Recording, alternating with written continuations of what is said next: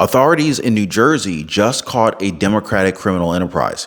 An enterprise that was allegedly so powerful that they influenced legislation within the state. 2024 is looking like the year where we're going to be seeing a lot of Democrats exposed for corruption, even though the message that they're trying to spread to the people is that Donald Trump is a convicted felon. State Attorney General Matt Platkin, he also alleged that Democratic power broker George Norcross is guilty of collecting of millions of dollars in state-backed tax credits. Now, what's surprising is that Norcross has allegedly been doing this for at least 12 years. And they seem to be taking a page out of former President Donald Trump's book, as they're saying that this is a political hit job, arguing that AG Platkin has been targeting Norcross for years. So I guess it's okay if it's done to somebody like Trump, right? Because Attorney General Letitia James got voted in because of her promises to charge the former president. The same could be said for District Attorney Alvin Bragg. It's also what's keeping DA Fani Willis in place. But as soon as the tables are turned, then all of a sudden it's a political hit job. Do you guys believe that this is the case here? And it's not just Norcross. Other powerful Democrats, they're also included in this mess, which also deals with racketeering. Now, the indictment is 111 pages, 6 defendants all charged with racketeering and other crimes. The Attorney General says they illegally took over property on the Camden Waterfront and used their influence over politicians to advance their business interests. The Norcross Enterprise manipulated government programs and processes designed to attract development and investment to instead suit their own financial desires, instead of contributing to the successes of the city of Camden. After the indictment was unsealed, New Jersey Attorney General Matt Platkin announced charges against 6 people, outlining alleged illegal activities led by businessman George Norcross, focused on properties in the Camden Waterfront area. It's alleged that the accused acquired property through coercion and extortion and collected millions in government-issued tax credits. From at least as early as 2012 through the present, the state alleges that the Norcross Enterprise used its power and influence over government officials to craft legislation tailored to serve the interests of the Norcross Enterprise. George Norcross and attorneys were there at the news conference today, sitting in the front row, and were even asked to move just before it started. Did I just ask you not to take a reserved seat? He refused, and the press conference went on without disruption. Norcross spoke after the announcement, denying any wrongdoing. I want to go to trial in 2 weeks. I want Matt Platkin to come down here and try this case himself, because he's a coward.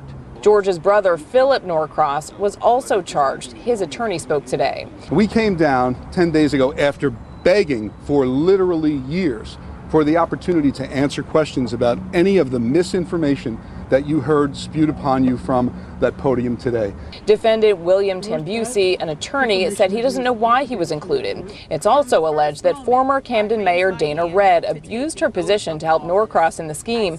Her attorney says she is surprised by the charges and has done nothing wrong. I want to say right now that AG Platkin is also a Democrat, so it's kind of hard to paint this as a political hit job, if you know what I'm saying. Former Mayor Dana Redd is a Democrat, but Platkin believes that she was in on the scheme, which is why she was included in the charges. We're sure to see even more updates with this case, but at this moment, it's not a good look, especially when you remember the allegations of corruption that's surrounding the YSL RICO trial in Fulton County with Fani Willis. But instead of a businessman and a mayor working together to game the system, it's the DA's office and the judge that's supposedly working hand in hand.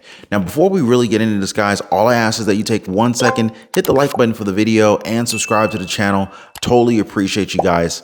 So the news, it's really not good for the White House, as they're doing their very best to keep their records clean this year. It's clear that the polls are not looking very good for President Joe Biden either, nor is the support of women for the incumbent president. Compared to 4 years ago, President Biden's lead among women has gone down to about 8 percentage points. This is down from about 13 percentage points from the previous election. This is good news for Trump, who on his end is now recovering support from men since that time. The former president is now enjoying a double-digit lead from that demographic, very similar to 2016. And the reason that's being given here is that inflation is playing a major role in this year's decision. Do you guys believe that Donald Trump is going to be more effective compared to Biden when it comes to our economy? And as if women didn't have enough reasons to not vote for Biden, it's being rumored that a military draft is being prepared for them. The Senate Armed Services Committee is looking to make changes to the selective service system that would allow women to be drafted together with men. Now, this would affect those who are between the ages of 18 to 26 years old. gold. The version of the National Defense Authorization Act that recently passed includes this text. However, some of the top Republicans are pushing back on this and are opposed to the idea of drafting women for a possible war. Democratic Representative Chrissy Houlihan, she's pushing to get this signed into law, although she admits it's a long shot.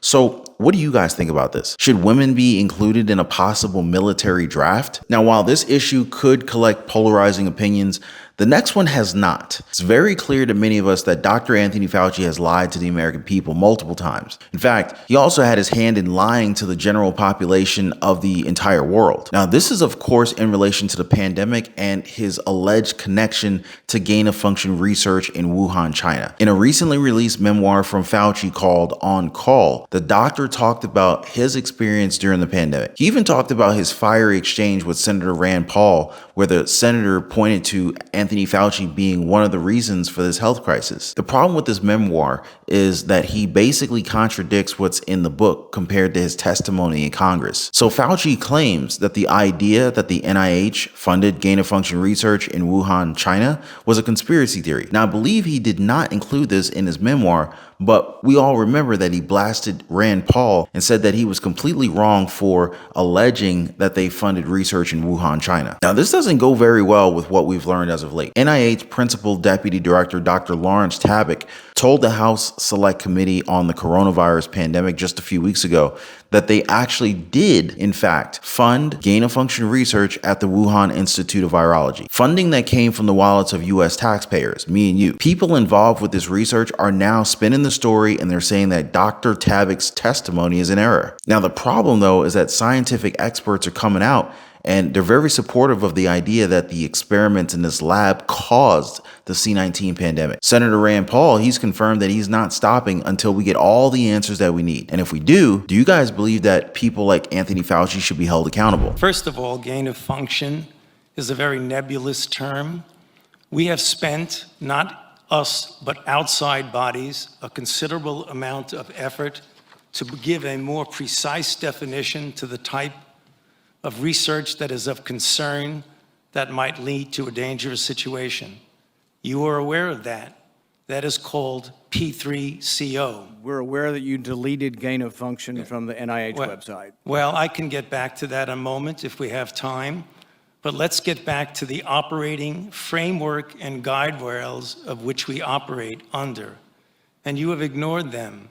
The guidelines are very, very clear that you have to be dealing with a pathogen that clearly is shown and very likely to be highly transmissible in an uncontrollable way in humans and to have a high degree of morbidity and mortality, and that you do experiments to enhance that, hence the word EPPP, enhanced pathogens of So when EcoHealth Alliance took the virus, well, SHC014, and combined it with WIV1 and caused a recombinant virus that doesn't exist in nature, and it made mice sicker, mice that had humanized cells, you're saying that that's not gain-of-function research? According to the framework and guidelines. So what you're doing is defining away gain-of-function. You're simply saying it doesn't exist because you changed the definition on the NIH website. Now, this reminds me of a previous video where I talked about the possibility of another lab leak. However, instead of a variant of the coronavirus, we're looking at a completely different virus, one that some experts warn could affect all 50 states in our country. Make sure to check that video out right after this one. I'll leave a link for you guys in the description down below this video.